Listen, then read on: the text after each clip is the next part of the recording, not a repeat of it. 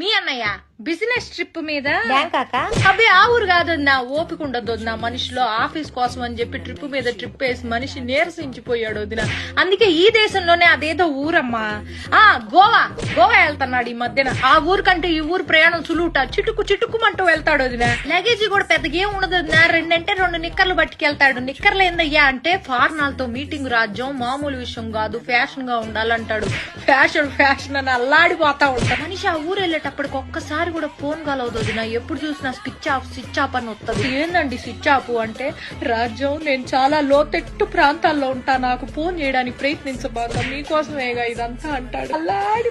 ఎప్పుడైనా phone signal దొరికి ఏం చేస్తున్నా అయ్యా అంటే మందు వేసుకుంటున్నా రాజ్యం అంటాడు. ఊరి మందు కాదయ్యా మందులు వేసుకుంటున్నా అనాలి. పని ధ్యాసలో పడితే ఈ మనిషి ఏం మాట్లాడతాడో తెలియదు, అల్లాడిపోతా ఉంటాడు. నువ్వు నా మొదటి పెళ్ళానివి, నా 2వ పెళ్ళంతో నేనున్నాను ఇప్పుడు గోవాలో అన్నాడు. పీపీ డౌన్ అయిపోయింది వదిన నాకు. ఏం మాట్లాడుతున్నావయ్యా అంటే, నా ఆఫీసే నా 2వ పెళ్ళావే పిచ్చిదానా అన్నాడు. అల్లాడిపోతాడు నా ఆఫీస్ అంటే. నేను కూడా వస్తాను, నన్ను కూడా గోవా తీసుకెళ్ళంటే ఫ్లైట్లు కూలిపోతున్నాయి, దేశం అంతా యుద్ధాలు జరుగుతున్నాయి, నీకోసం నేనేమైనా పర్లేదు కానీ నీకు మాత్రం ఏం కాకూడదు రాజు.